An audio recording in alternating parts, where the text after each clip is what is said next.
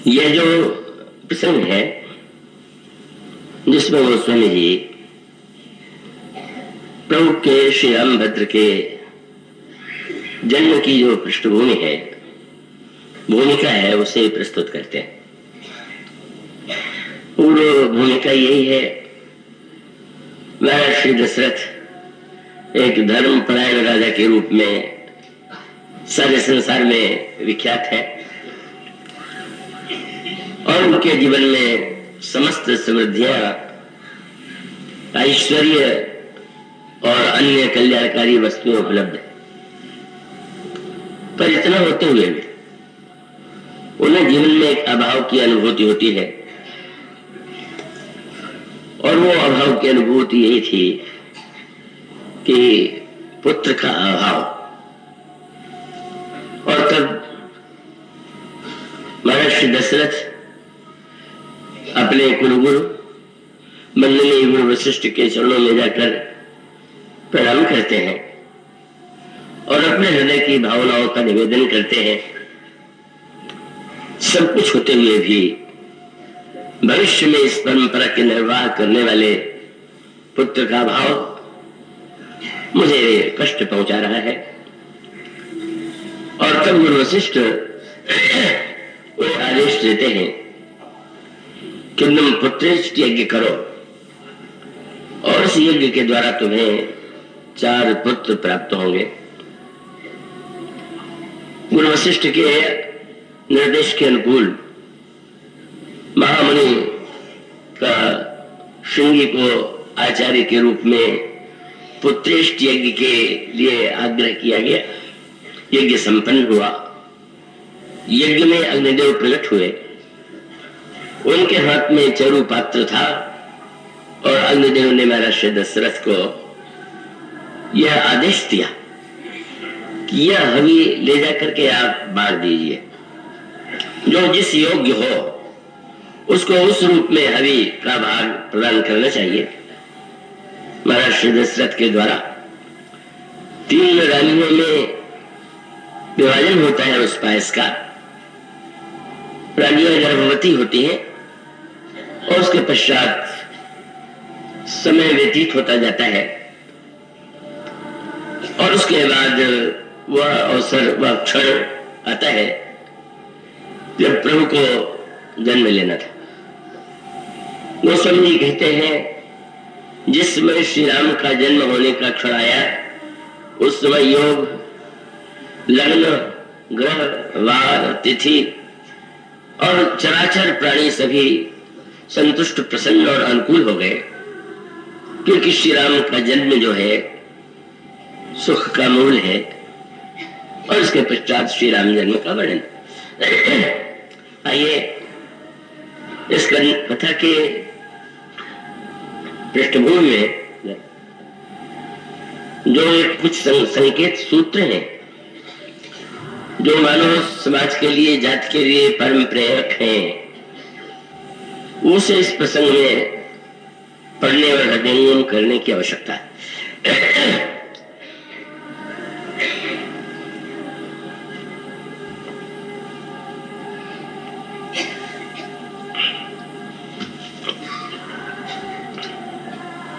यह इसके पहले जो प्रसंग है उसमें आप यह पढ़ चुके होंगे, सुना भी होगा आपने एक बात कि महाराज दशरथ जो है पूर्व जन्म में महाराज मनु और उनकी पत्नी कौशल्या जी के रूप में जो इस युग में जन्म लेती हैं वो अपने पूर्व जन्म में महाराज मनु की पत्नी सिद्रूपा थी। उन्होंने बड़ी कठिन तपस्या की साधना किया और भगवान प्रसन्न होकर के उन्हें दर्शन देते हैं। और तब प्रभु ने प्रश्न किया कि आप क्या चाहते हैं, और बड़े संकोच भरे स्वर में मनु ने कहा कि मैं आपके समान पुत्र चाहता हूं। प्रभु ने यही कहा कि मैं ही तुम्हारे पुत्र के रूप में जन्म लूंगा। और उस वरदान की पूर्ति प्रभु के जन्म के रूप में हुई। किंतु गोस्वामी जी या यहाँ जो प्रसंग प्रस्तुत किया गया उसमें कुछ भिन्न रूप आपके सामने आता है। गुरु वशिष्ठ महाराज दशरथ को ये बता सकते थे कि तुम पूर्व जन्म में महाराज मनु थे, तुम्हारी पत्नी कौशल्या शत्रुपा थी, श्री राम तुम्हें वरदान दे चुके हैं, पुत्र के रूप में जन्म लेने का उन्होंने आश्वासन दिया है, तुम्हें निश्चिंत हो जाना चाहिए। किंतु ऐसा नहीं हुआ।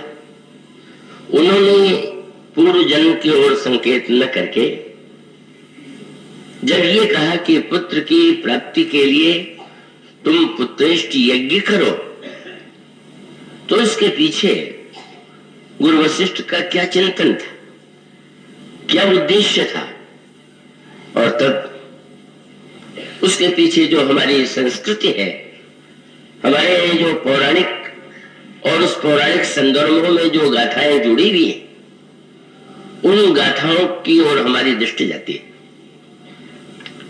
वस्तुतः हमारे जो प्राचीनतम ग्रंथ हैं और श्री रामचरितमानस की विलक्षणता यही है कि उसमें व्यक्ति के क्रमिक विकास का मार्ग क्या हो सकता है, किस क्रम से मनुष्य के जीवन में विकास होना चाहिए, उसका उत्थान होना चाहिए। अगर आप इसका परिचय पाना चाहें तो हमारे पौराणिक ग्रंथों में पा सकते हैं, और उसका भी सारमय रूप यदि आप पढ़ना चाहें तो आपको श्री रामचरितमानस के रूप में वो और भी अत्यंत सरल रूप में प्राप्त हो सकता है।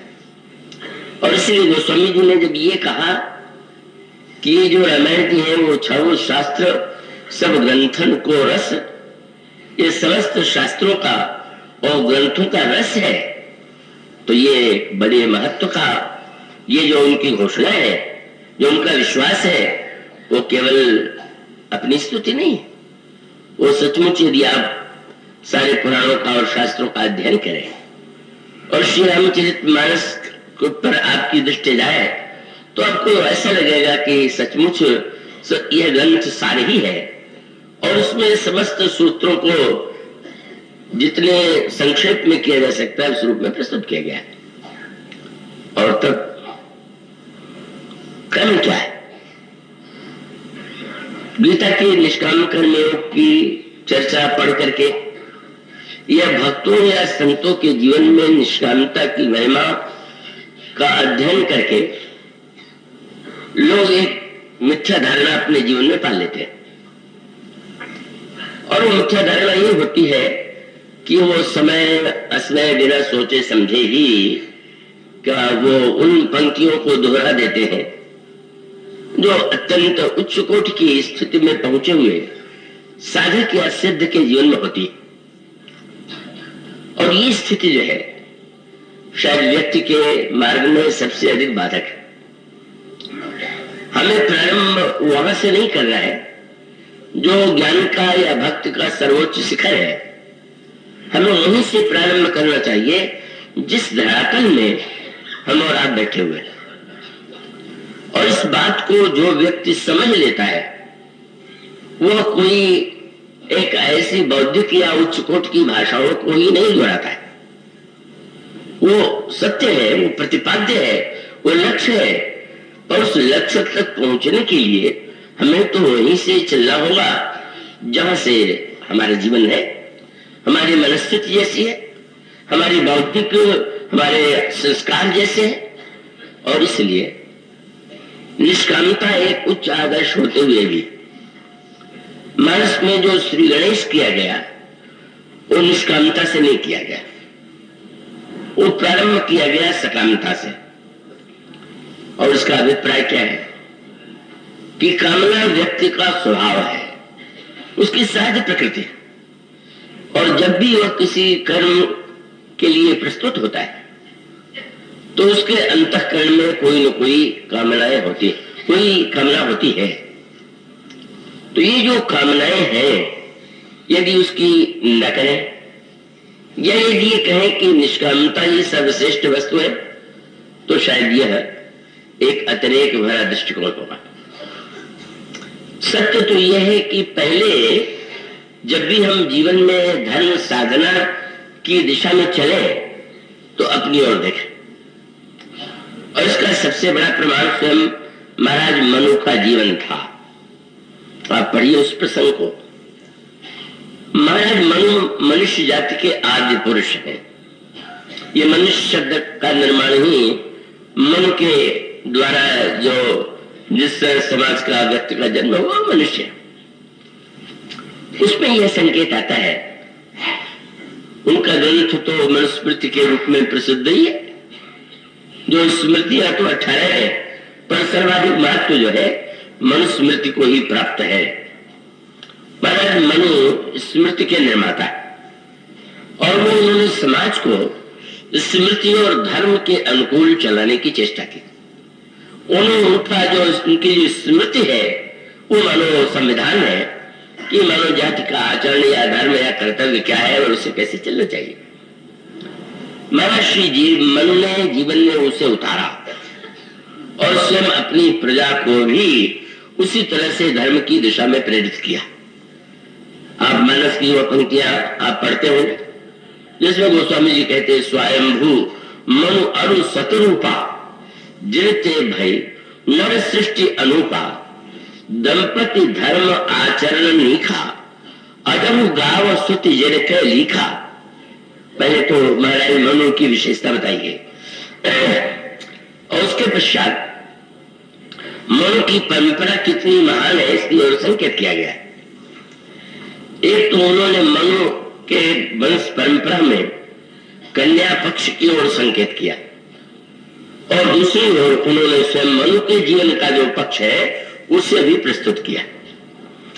गोस्वामी जी के शब्दों में आप उसको जब पढ़ेंगे तो उसमें आपको पंक्ति मिलेगी कि जिसमें कहते हैं कि एक ओर तो उत्तानपाद का जन्म हुआ इस कुल में और जिनके पुत्र ध्रुव के रूप में संसार में प्रसिद्ध है। नृप उत्तानपाद सुत जासु ध्रुव हरि भगत भय सुतासु। तो एक होती पुनिता सुकुमारी, उनकी एक कन्या देवहूति है और उनका विवाह करदम ऋषि से हुआ जो नृप करदम कह प्रिय नारी और आदि देव प्रभु दीन दयाला जठर धरो जही कपिल कृपाला। ये जो देवहूति जी है इन्हीं के जो महर्षि करदम की पत्नी है इनके गर्भ से भगवान कपिल का जन्म हुआ। इस कथाओं की क्या आवश्यकता है इस पर आपने ध्यान दिया। गोस्वामी जी के ग्रंथ में विस्तार के स्थान पर संक्षेप अधिक है। हमारी पौराणिक परंपरा में तो वंशों का बड़े विस्तार से वर्णन है, पर गोस्वामी जी ने जो गिने चुने नाम सामने रखे उसके पीछे एक संकेत है। ये जो दो परंपराएं हैं, एक परंपरा है निष्कामता की और दूसरी परंपरा है कामना की। एक को हम निवृत्ति मार्ग कहते हैं और दूसरे को हम प्रवृत्ति मार्ग कहते हैं।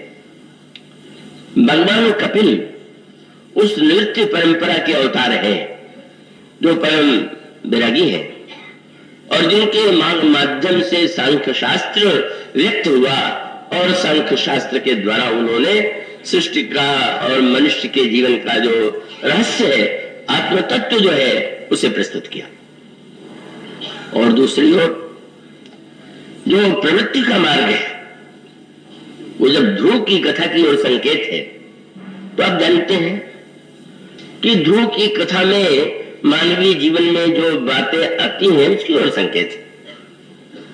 तो उनके विमाता ने उन्हें अनादृत किया तो ध्रुव की माता के द्वारा अनादृत होने के बाद तो सुनीति और सुरुचि के संदर्भ में वह कथा आती है कि अत्यंत उन्हें अपमान का अनुभव हुआ जब उनकी विमाता ने महाराज के गोद से उन्हें बैठने से वंचित कर दिया और ये कहा कि इस गोद पर तो तुम तब बैठ पाते जब तुमने मेरे गर्भ से जन्म लिया होता। बालक को बड़ा कष्ट हुआ, अपमान का बोध हुआ और तब बालक ने जो अपनी व्यथा मां को सुनाई तो मां का संस्कार बड़ा उत्कृष्ट था। उन्होंने पुत्र को भगवान की भक्ति की दिशा में प्रेरित किया और बड़ी छोटी अवस्था में ध्रुव ने भगवान के लिए तपस्या किया। उस समय उनके मन में अपमान की जो वृत्ति है और उसके द्वारा वो जिस तरह से उसका परिमार्जन चाहते थे, का वो परिमार्जन करने के लिए ही सकाम भाव से ही ध्रुव ने साधना की। तो एक और महर्षि कपिल का निष्काम योग, निवृत्ति मार्ग, और ध्रुव के द्वारा जिस तरह से भगवान की प्रसन्नता के लिए साधना की गई और भगवान ने उन्हें ध्रुव को अचल राज्य प्रदान किया, अचल पद प्रदान किया, वो पिता की गद्दी पर भी आरूढ़ हुए। ये जो जीवन के दो पक्ष हैं, एक और सकामता का पक्ष और दूसरी ओर निष्कामता का पक्ष, और महाराज मनु की परंपरा से दोनों ही पक्ष जुड़े हुए। पर निवृत्ति और प्रवृत्ति की यह परंपरा जो प्रारंभ से ही इसके पुराणों की कथाओं में इसकी ओर संकेत मिलता है, और वो बड़ी विलक्षण सी कथाएं हैं, और उनकी गहराई पर जब उन पर दृष्टि डालें तो प्रारंभिक काल से लेकर के मानव समाज और जीवन में जो समस्याएं आती रही उसकी ओर संकेत मिलता है। ब्रह्मा जिन्हें आदेश मिला कि सृष्टि का निर्माण करें, वो आदेश उन्हें सुनाई पड़ा, आदेश देने वाला नहीं दिखाई पड़ा।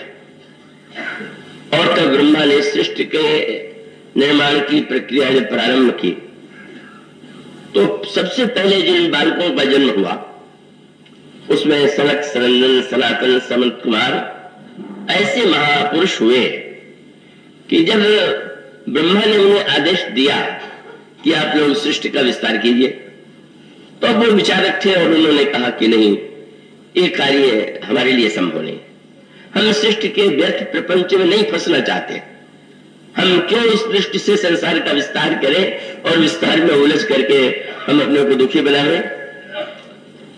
ब्रह्मा को लगा कि ठीक है, पर उनके द्वारा उनका वह उद्देश्य पूरा नहीं होता था जो आदेश के रूप में ईश्वर से उनको मिला था। और फिर पुराण कहते हैं कि फिर भगवान रुद्र जो है उनके माध्यम से जो सृष्टि बनी वो सृष्टि इतनी डरावनी थी कि यह लगने लगा कि उसको देख करके तो लोग आतंकित हो जाएंगे। जरा कथाओं के उस अंतरंग अर्थ पर दृष्टि डाल रही है। अब रुद्रगणों को तो बहुत बाद में भी ससुराल में देख करके जिस तरह से स्त्रियां कांप उठी या जिस तरह उन्होंने अनादृत करने की चेष्टा की उसकी ओर संकेत। मानो वह सृष्टि जो मानसिक थी, जो बड़ी उदारता थी, जिसमें सांसारिक कोई कामना नहीं थी, वह वंदनीय तो थी, लेकिन ब्रह्मा को जो आदेश मिला था उसकी पूर्ति उससे नहीं होती थी। और रुद्र के द्वारा जो सृष्टि दिखाई पड़ी वो ऐसी विकट थी कि लगा कि ये तो ऐसी अशांति उत्पन्न होगी कि लोग उसको ग्रहण नहीं कर पाएंगे। तब मानो सृष्टि का वह स्वरूप, क्योंकि ईश्वर का यह संकल्प था, सृष्टि निर्माण कैसे हुआ उसकी अनेक व्याख्या की गई है। पर मानो एक वाक्य आपने सुना होगा कि जैसे कोई अकेला व्यक्ति हो तो उसको अगर खेलना, उसके मन में, हृदय में अगर खेलने की इच्छा हो तो अकेले कैसे खेलेगा? वो चाहेगा कि कोई और भी तो खेलने वाला मिले। तो इसलिए स एकाकी न रमत तदा द्वितीयम असजत, अकेले वह रमण नहीं कर सकता था, खेल का विस्तार नहीं कर सकता था, इसीलिए उसने द्वितीय का निर्माण किया। तो सृष्टि मानो ईश्वर के क्रीड़ा के संपूर्ति का एक माध्यम, एक खेल है।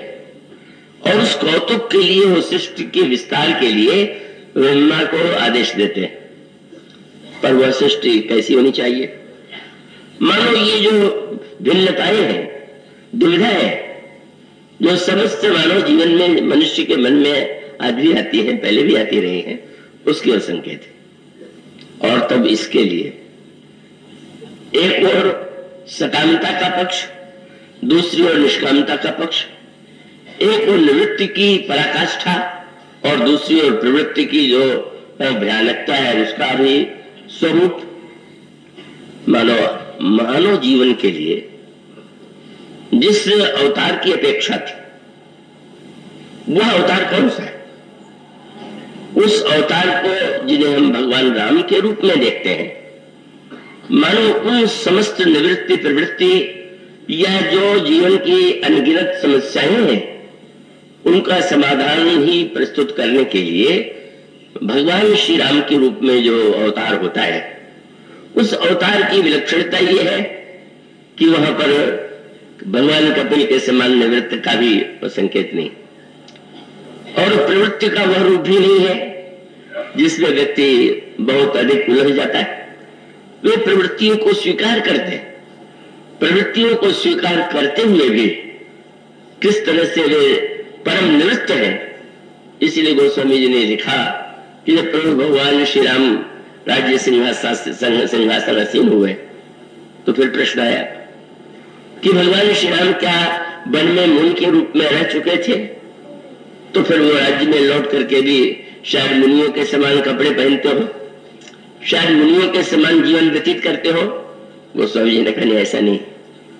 भगवान राम के लिए उन्होंने लिखा श्रुति पथ पालक धर्म धुरंधर गुणातीत और भोग पुरंदर। वो स्वयं तो गुणों से परे हैं पर इंद्र के समान भोग करते हुए भी दिखाई देते। मानो इन दोनों का जो सामंजस्य है, निवृत्ति का प्रवृत्ति का, सकामता का निष्कामता का, इनके सामंजस्य का ही रूप जो है भगवान श्री राम का अवतार, इसी की आवश्यकता थी। और इसीलिए मानव संकेत यही किया गया कि महाराज मनु की दोनों परंपराएं बड़ी उज्ज्वल थी, लेकिन मानव जाति के लिए समग्रता का संदेश नहीं देती थी। और तब आप वह प्रसंग पाते हैं बहुत ही मनोवैज्ञानिक और बड़ा ही साधना के संकेतों से भरा हुआ। मनु ने जीवन में धर्म का पालन तो किया, पर उनको ऐसा लगा कि क्या सचमुच ऐसा मैं अनुभव कर रहा हूं या जीवन में कुछ पाना शेष नहीं है, कोई अभाव नहीं। और तब उनकी सबसे बड़ी विशेषता यही है कि वे गहराई से अपनी ओर देखते हैं और उन्हें लगता है कि हाँ, धर्म के द्वारा, मर्यादा के द्वारा एक सीमा तक समाज संचालित तो होता है, पर धर्म की जो धारणा है वो सारे समाज से जुड़ी हुई है। व्यक्ति सामाजिक संदर्भों से जुड़ा हुआ है, पर आपको ये ध्यान है, ये पता है कि व्यक्ति अकेला भी है और सबके साथ भी है। और इसका अर्थ है कि कुछ भी ऐसी बातें हैं कि जिसमें हम सबके साथ होते हैं, आप सबके साथ होते हैं और होना चाहिए, लेकिन इसके साथ साथ आप अलग भी होते हैं। और इसीलिए दिन भर आप भीड़ में घूमते हैं, पर आप रात को अकेलापन चाहते हैं। दिन में आप व्यवहार करते हैं, पर रात के समय उस व्यवहार से आप अपने को अलग कर लेते हैं। ये व्यक्ति के जीवन में दिन और रात्रि में ये परस्पर विरोधी प्रवृत्ति परिलक्षित होती है। और इसका अर्थ ये है कि यह जो व्यक्ति के अंतःकरण की एक आंतरिक आकांक्षा है, आंतरिक संतोष है, वो केवल सामाजिक धर्म से जोड़ करके संभव नहीं। उसकी पूर्ति जो है धर्म नहीं कर सकता। और नहीं कर सकता किसका अभिप्राय है कि धर्म जो है स्वाभाविक है कि निरंतर व्यवहार की परंपरा, उस परंपरा का निर्वाह हम कैसे करें, इसका विस्तार से वर्णन करता है। इसलिए मन को ऐसा लगा कि नहीं, हम अभी उस स्थिति में नहीं है कि हम ये कह सके कि हमने राज्य चलाते हुए, धर्म का पालन करते हुए सब कुछ पा लिया।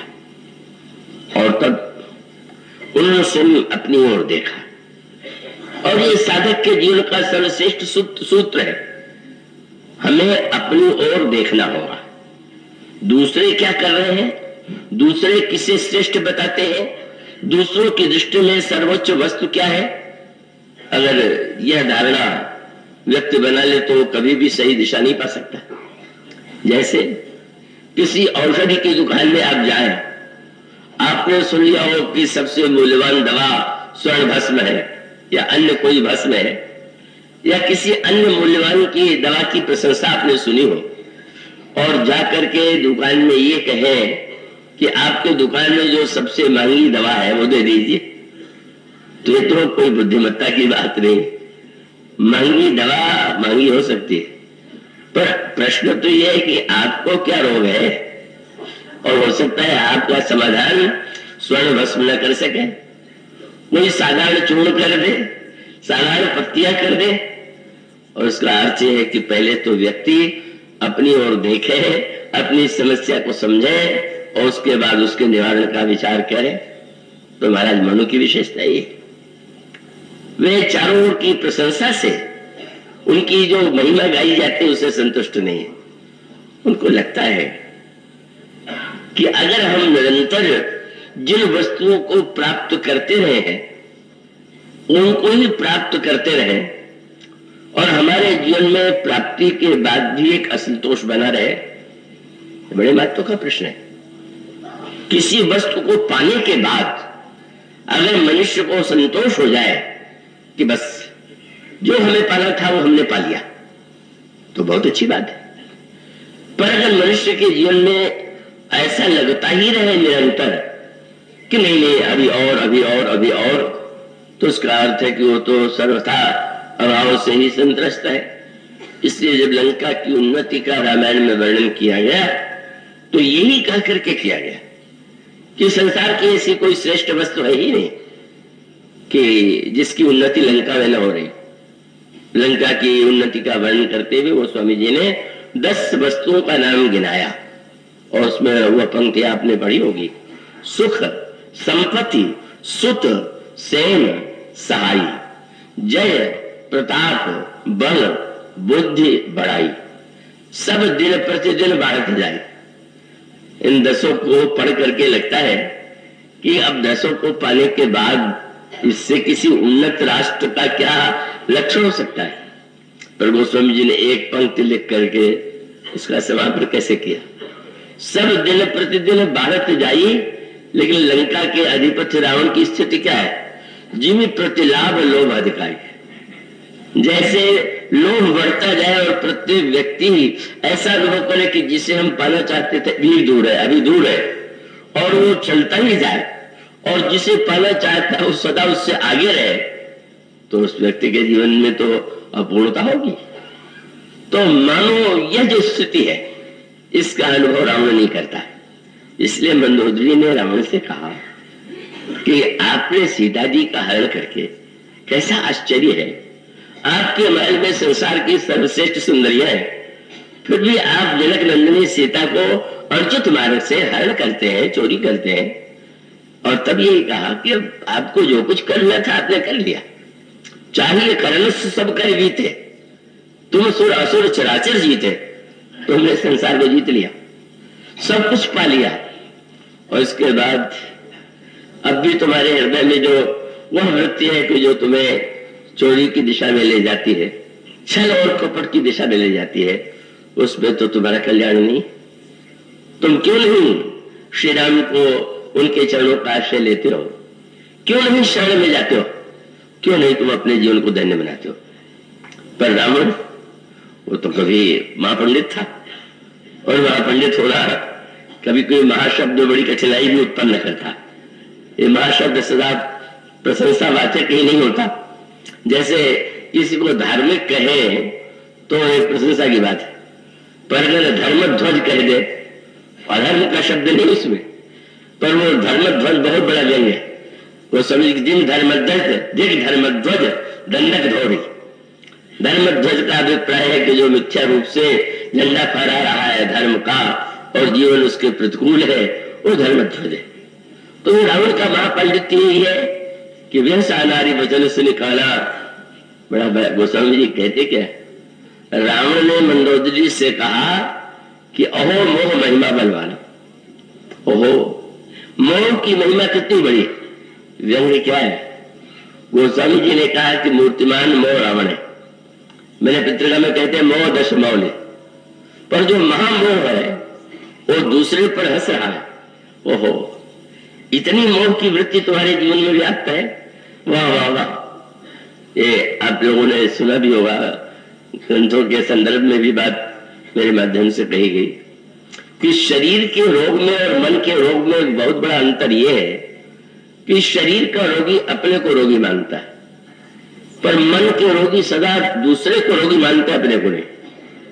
तो शरीर का रोगी अपने को रोगी मानेगा तो दवा लेगा, और मन का रोगी जब दूसरे को रोगी मानेगा तो उसको लगता है कि इसकी दवा होनी चाहिए, मेरी दवा तो होने की आवश्यकता नहीं। मंदोदरी ज्ञान का उपदेश दे रही और रावण हंस रहा है। उतना बड़ा विद्वान, अच्छा है क्या बचपने की बात कर रही है, ओह महिमा बलवाला, क्या मोह की विचित्र महिमा है।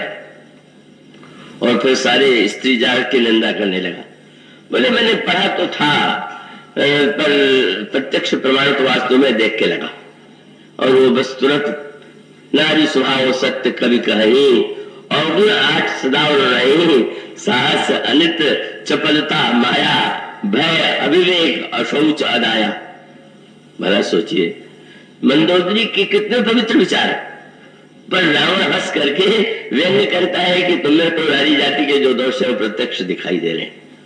तो मानो जब कोई व्यक्ति रावण के समान उन्नति कर लेता है और स्वयं अपने आप को ही भ्रांति में डाल करके तो वो दूसरों को तुच्छ सिद्ध करने की चेष्टा करे, तो वो ठीक है, अपनी प्रवृत्ति का परिणाम तो उसे भोगना ही पड़ता है। तो मानो एक और रावण है जो समस्त उन्नति के बाद भी संकोच नहीं करता, सीता जी के हरण के लिए साधु का वेश बना करके पाखंड से छल से उन्हें चुरा करके ले आता है। और इसका अभिप्राय यह है कि एक दर्शन रावण का दर्शन है। मनु की विशेषता यही कि मनु जब वृद्ध हो गए तो वृद्धावस्था, युवावस्था में व्यक्ति में कर्म की क्षमता अधिक होती है और वृद्धावस्था में व्यक्ति की कर्म की क्षमता न्यून होती जाती है। पर अगर उसने जीवन को सही दिशा में प्रेरित किया है तो उसमें विचार की क्षमता बढ़ती जाती है, उसको कैसे विचार में परिपक्वता आ गई। और तब मनु एकांत क्षणों में विचार करते हैं, क्या मैं वृद्ध हो गया और इतना कुछ मैंने पाया, लेकिन पाने के बाद अभी पाने की लालसा नहीं मिटी। हमारे जीवन में विषयों के प्रति और वस्तुओं के प्रति राग बना हुआ है।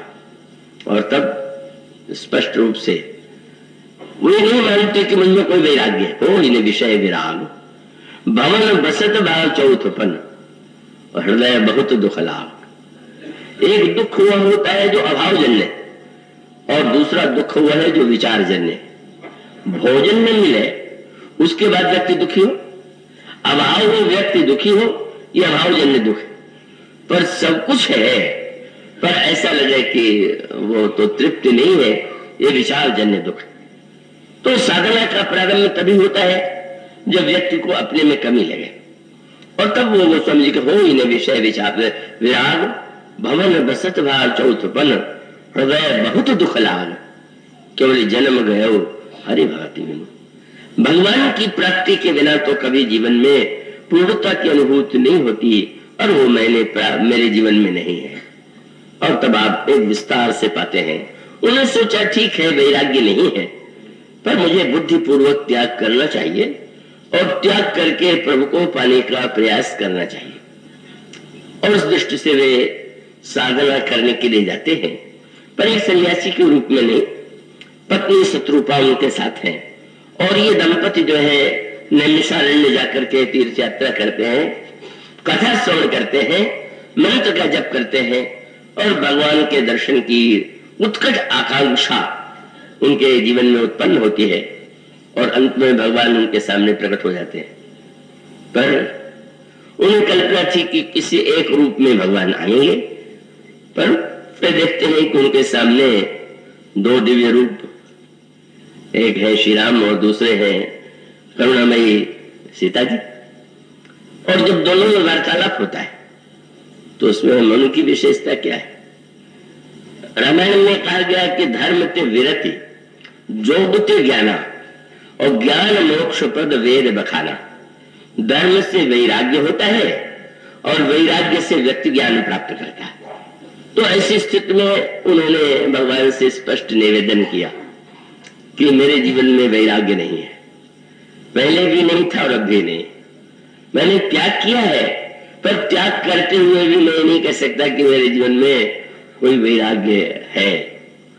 और वैराग्य नहीं है तो मैं मोक्ष मांगू, ये बसदेव जी के जीवन में आती है बात। और उसे अब बसदेव जी की कमी कहे और या बसदेव जी की विशेषता कहे। वहां श्रीमद् भागवत प्रसंग आता है कि जब उन्होंने उन महात्माओं का दर्शन किया, 8 विशिष्ट महापुरुषों का, तो उन्होंने ये कहा कि मैं पूर्व जन्म में देवताओं की माया से मोहित होकर के मैंने भगवान से पुत्र बनने की प्रार्थना की, मोक्ष के लिए नहीं कहा। तो वसुदेव जी को पश्चाताप होता है कि वस्तुतः तो भगवान से मोक्ष ही मांगना चाहिए था, ये क्या मैंने मांग लिया। तो वसुदेव की स्थिति में और दशरथ जी की स्थिति में अंतर है। वसुदेव की स्थिति, नंद बाबा को तो कभी पश्चाताप नहीं हुआ, मैंने भगवान कृष्ण को बालक क्यों मान लिया, पर वसुदेव की इच्छा उनकी दृष्टि में मोक्ष से बढ़कर के कोई वस्तु नहीं है, इसलिए वे सोचते हैं कि कितना अच्छा होता कि मैंने मोक्ष मांग लिया होता। और उनके जीवन में जो विभीषिकाएं हुई है, घटनाएं हुई है, उसका ही परिणाम। पर मनु के जीवन में ऐसा पश्चाताप नहीं। उन्होंने भगवान से यही कहा कि महाराज अगर वैराग्य होता तो मैं मुक्ति मांगता, वैराग्य से व्यक्ति बंधन से छूटता, पर अब भी मेरे जीवन में वैराग्य नहीं है, राग है। वैराग्य मुक्ति है और राग बंधन है, तो तुम इतना त्याग करके क्यों आए। उन्होंने कहा महाराज मैंने यह अनुभव कर लिया कि वैराग्य के अभाव में मेरी तो मुक्ति हो नहीं सकती, पर मेरे पास राग का बंधन तो है, पर मैं चाहता हूं कि जिस राग के बंधन में आज तक मैं बता रहा, आपको भी बांध दूं और आपको भी विरागी से रागी बनाऊं। भगवान के ब्रह्म के लिखा अगजर मैं सब रहित विरागी। और सचमुच उन्होंने जब भगवान से पुत्र के रूप में जन्म लेने की प्रार्थना किया तो उल्टी बात हो गई। इतने योग्य पुत्रों का जन्म तो उनसे हो ही चुका था। उनके पुत्र तो बड़े आज्ञाकारी थे, राज्य भी नहीं ले रहे थे, पर इतना होते हुए भी नई बात थी। उन्होंने कहा आप मुझे अपने समान पुत्र दीजिए, और तब नई बात हो गई। कभी दवाई तो कड़वी होती और मिठाई मीठी होती, लेकिन कोई ऐसा वैद्य मिल जाए कि जिसमें मिठाई का आनंद भी और दवाई का लाभ भी हो, तो उससे बढ़िया बात क्या होगी। तो उन्होंने कहा कि अब पुत्र की लालसा मुझमें अब भी है ही, तो क्यों ना आप ही पुत्र बन गए। आप बनेंगे तो मेरे राग की लालसा भी पूरी हो जाएगी, ममता की आकांक्षा भी पूरी हो जाएगी, और साथ साथ महाराज आप पुत्र बनेंगे तो यह मेरा कितना बड़ा सौभाग्य होगा। प्रभु ने मुस्कुराते हुए स्वीकार कर लिया। और इतना ही नहीं, मनु आश्चर्य से देख रहे थे कि देवी कौन है, तो भगवान ने कहा आदि शक्ति जय जगह उपजाया। ये वो आदि शक्ति है जिन्होंने संसार का निर्माण किया और बिना निमंत्रण के ही कह दिया सो अवतरी मौर्य हम आया। मैं अकेला जन्म नहीं लूंगा, ये मेरी माया भी साथ में अवतार लेंगे। कितना मीठा व्यंग भरा विनोद था। निमंत्रण केवल श्री राम को मिला और प्रभु ने बिना निमंत्रण के कहा ये भी आवेंगी। तात्पर्य क्या था, महाराज जब आप मुझे पुत्र के रूप में पालेंगे तो अब मैं तो समझ ही गया कि आप रागी, और जब मैं बड़ा होऊंगा तो आपको चिंता होने लगेगी कि मेरे पुत्र के योग्य कोई वधू भी तो होनी चाहिए। तो पुत्र के योग्य वधू खोजने के लिए आपको परिश्रम न करना पड़े, इसलिए वधू को साथे लेके आ जाऊंगा, आपकी इच्छा पूरी हो जाएगी। कितना विलक्षण खेल हुआ। भगवान ने खेल रचने का संकल्प किया श्री राम के रूप में, जो समस्त अध्यात्म के, धर्म के, ज्ञान के साकार विग्रह है, ईश्वर है। और तब मनु के, दशरथ के जीवन में जो पुत्र की कामना है, गुरु वशिष्ठ ने उसकी निंदा नहीं किया और ये भी नहीं कह दिया कि वो तो वरदान दे चुके हैं आवेंगे। नहीं नहीं, तुम उन्हें पाने के लिए प्रयत्न करो, साधन करो, यज्ञ करो। मानो इस पद्धति से कैसे सकाम व्यक्ति को यज्ञ की दिशा में प्रेरित किया जाए और उसकी सकामता को यज्ञ बना दिया जाए, उन दोनों का सामंजस्य कैसे हो, यह गुरु वशिष्ठ की महान भूमिका थी। और तब उसकी पूर्ति श्री राम के अवतार के रूप में होने की बात सामने आई, पर किस रूप में, कैसे, प्रभु ने अवतार लिया। और उस समय जिस तरह से योग, लग्न, ग्रह, बार, तिथि कैसे अनुकूल हुई, उसका तात्पर्य क्या है, इसकी चर्चा कल से प्रारंभ करेंगे। आज इतना है। बोलिए श्री